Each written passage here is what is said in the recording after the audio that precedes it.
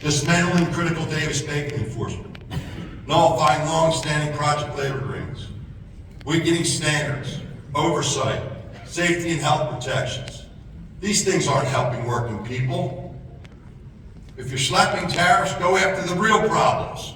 Low-wage, low-standard companies like China and Russia and others, not fair trading countries with middle-class standards that match your CRs, especially Canada.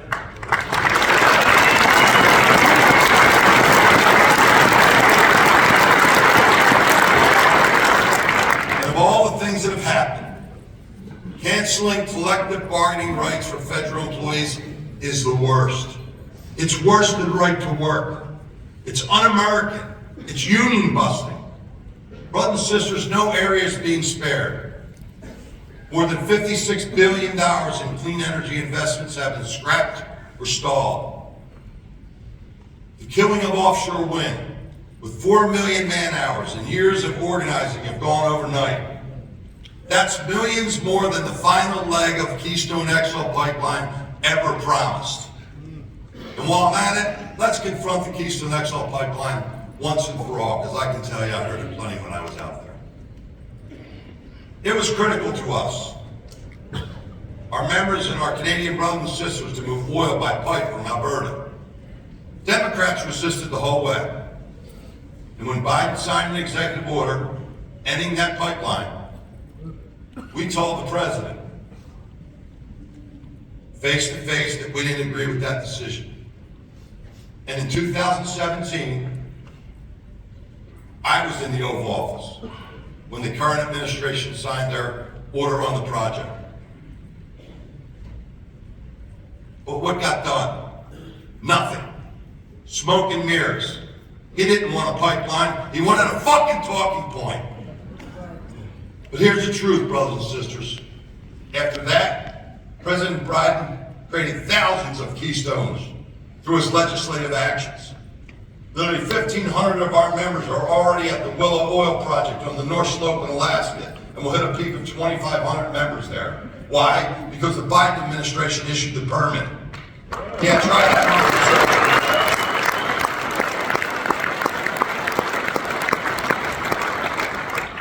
That's not spin, that's fact. Brothers and sisters, it doesn't have to be this way. We aren't loyal to parties, we're loyal to results. The Bipartisan Infrastructure Bill, the CHIPS and Science Act, the Inflation Reduction Act weren't handouts from the last administration. They were hard-fought investments we pushed to get for years to put our members to work and to uplift all Americans, not just the wealthy few. They funneled $4.5 trillion into rebuilding America, matching private sector investments of almost $10 trillion total, with our workforce at the center of it. Adding stronger Davis-Bacon rules, more PLAs, and our safe multi-employer pension system. And finally, working people had our strongest foundation for economic security in decades. Brothers and sisters, the current president had a chance to do all this in his first term, and he did not. These are facts. Now he's hiring anti-union operatives to oversee the areas they've long tried to destroy. An ABC lawyer has been nominated to lead Wage and Hour. That's a far cry from our sister Jessica Lohman, a good laborer. Do you think ABC folks will support the building trades? Really? And Elon Musk, a foreign billionaire CEO with a slew of federal violations, has been given access not only to the whistleblowers who turned him in, but also to all the case files against his company and all sorts of confidential data. They've been telling America for years that immigrants are coming to take their jobs. What they never said, that it was one immigrant who overstayed his visa, that one billionaire from apartheid South Africa who's taking millions of jobs away from Americans.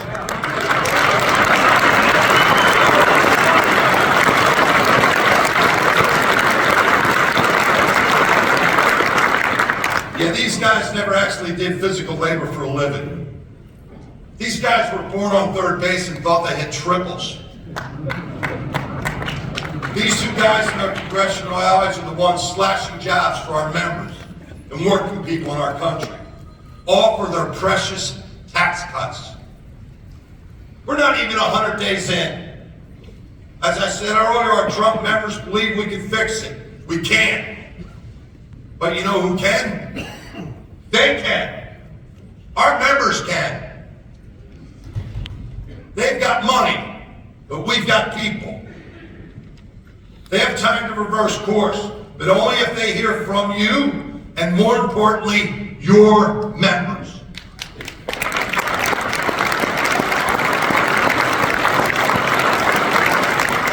Finally, people didn't want to believe Project 2025 was real.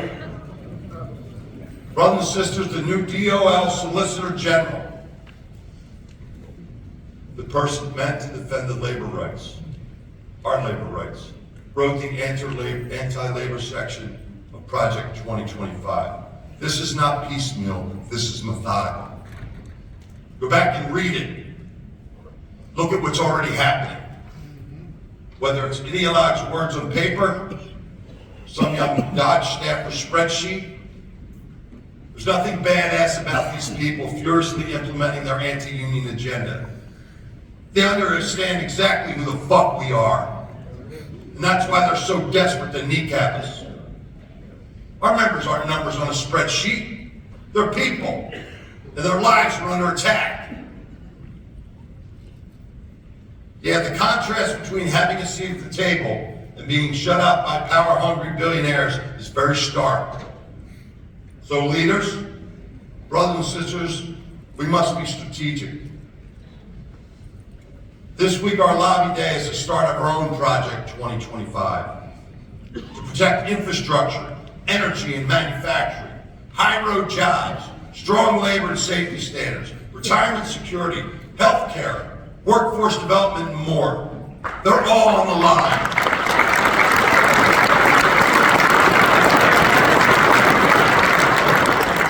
The lawmakers you'll hear from and meet with will help shape both our present and our future.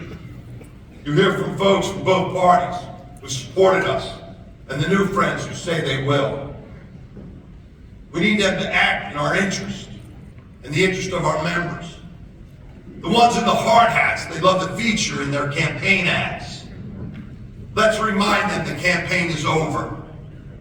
We need them to deliver on their promises, defend our core issues, and uphold sound economic policies that give working people a fair shot.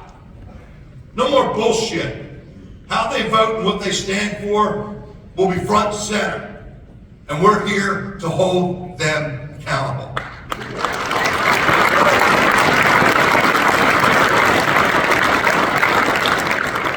But we can't do it alone. We need more than the people in this room. We must activate our members and prepare them for what's next. That's why we've developed handbills. That's why we're developing a building trades 100-day report card. That's why we're continuing our opportunity pipeline tour, so members get the facts early on, not prompting a politician's future, but the truth about the policies impacting their futures. Because despite these challenges, we're charging forward with real momentum and opportunity. We have over 316,000 men and women in our registered apprenticeship system, our highest level ever right now.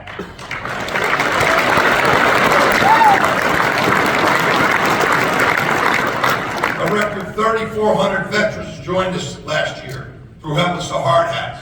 Thousands more through trade fusion. With over